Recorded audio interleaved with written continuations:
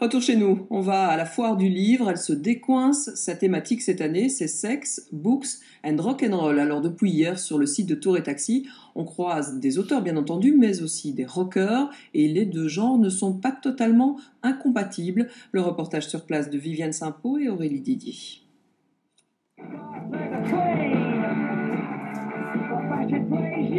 Le rock est entré dans les livres d'histoire. Le rock s'étudie à l'université.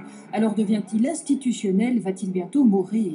C'est le rock sans bourgeoise pas. Le rock de notre époque est en train de prendre quelques petits cheveux gris. Notre époque de rock and roll, un peu sueur, sang et os, s'éclipse. Mais c'est pas grave parce que ça laisse toujours place ailleurs. Le rock and roll va vivre sur une autre forme peut-être. Donc, pour moi, ces livres, ils servent à témoigner. C'est des livres comme des livres d'histoire. Le marché du livre rock est en plein boom. Les spécialistes sont reconnus dans le milieu. Le rock n'est plus considéré comme un art populaire ou vulgaire.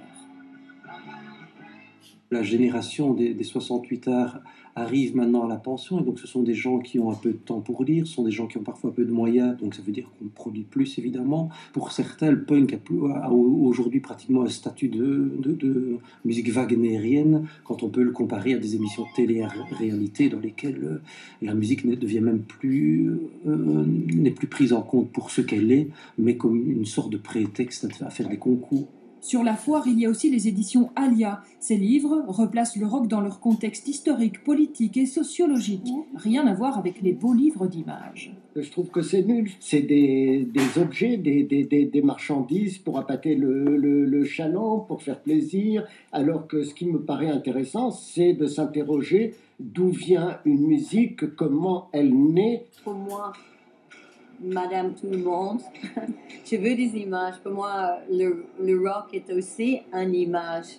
Et on a tellement cherché, surtout en étant jeune, de ressembler à nos idoles. Et aujourd'hui, le rock, c'est le sujet le plus étudié en sciences humaines dans les universités.